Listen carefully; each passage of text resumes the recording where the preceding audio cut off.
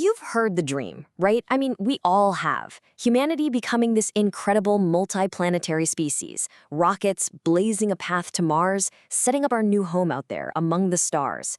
It's such a powerful and exciting vision of what our future could be. And it's always packaged with these grand, almost philosophical statements, like this one. The idea that we've got to hedge our bets, that we need to spread the seeds of humanity across the cosmos just to make sure we survive. It's a really compelling thought, isn't it? It's hard not to get swept up in that. But what if this isn't some heroic rescue mission? The source material we're diving into today asks a really sharp question. Is this whole thing a brilliant plan to save humanity? Or is it actually a really, really dangerous delusion? Okay, so to really get to the bottom of this argument, we have to start with the most fundamental relationship we have.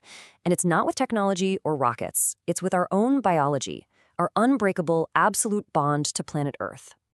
Just think about our own bodies for a second. Here on Earth, gravity isn't just some force we learn about in school, it's our sculptor. It determines how strong our muscles are, it even influences how tall we grow.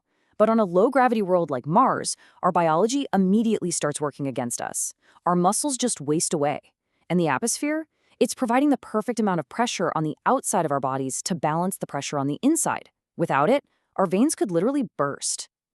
And that connection goes so much deeper. I mean, it's not just muscles and blood. Our eyes are literally configured for the exact brightness of the sun from this specific distance. Our eardrums are tuned to the precise density of this atmosphere to hear properly. The minerals that make up our skeletons are pulled from this planet's soil. And our immune systems, well, they rely on a whole universe of bacteria that only exists right here. We are tailor-made for Earth.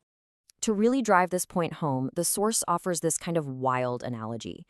Believing we can just pack up and move to another planet is like an onion peel thinking it can just wrap itself around a banana and be fine. It sounds absurd, right? Because it is. We're not just on the onion. We are a layer of the onion. If you peel us away from it, we just stop being what we are.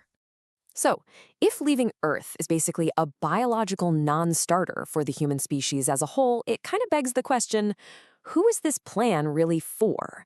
And that's where we get into the tough social and economic reality of this so-called escape plan. So, who actually gets a ticket to ride? The source is brutally honest about this. This is not a plan for humanity. It's a plan for this tiny, tiny fraction of the population. This isn't Noah's Ark for all of us. It's a luxury lifeboat for the absolute wealthiest of the wealthy. And what about everybody else? Well, the source paints this incredibly bleak picture. The dream that's being sold isn't one we all get to share. The argument here is that it's actually a story of abandonment, where a tiny few get to blast off, while the rest of us are just left on the ground to deal with the consequences. And this is where the argument gets really provocative. The idea is that maybe this whole thing isn't actually about escaping at all. Maybe it's about something else entirely, the Great Distraction. The theory is that the whole Mars narrative is less about exploring space and more about a kind of psychological magic trick. And here's how that playbook supposedly works, broken down. Step 1, you profit from industries and activities that are damaging the planet. Step 2, you sell the public this amazing, high-tech, mesmerizing fantasy about escaping to a brand new world. And what's the result? Step 3, our attention gets pulled away from the real, immediate problems we could be solving right now, like climate change. The dream of Mars becomes the ultimate excuse to ignore the fire that started in our own house. It's kind of like the band on the Titanic, you know? The ship is sinking, the reality is absolutely catastrophic, but everyone's being told to just listen to the beautiful music and not worry about it. This kind of positive thinking, the source argues, isn't optimism at all. It's a really dangerous kind of denial that keeps us entertained while we drift straight towards a disaster.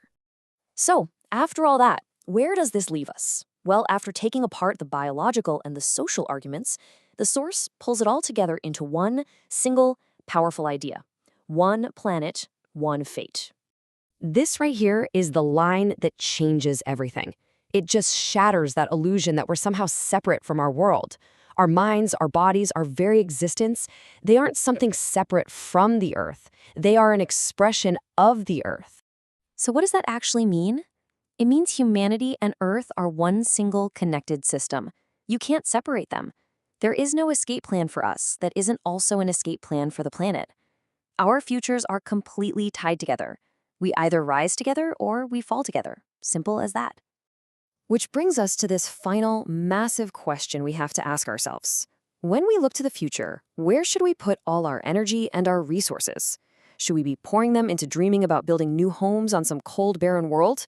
Or should we focus every bit of our creativity, our passion, and our hope on saving the only home we will ever truly have? It's definitely something to think about.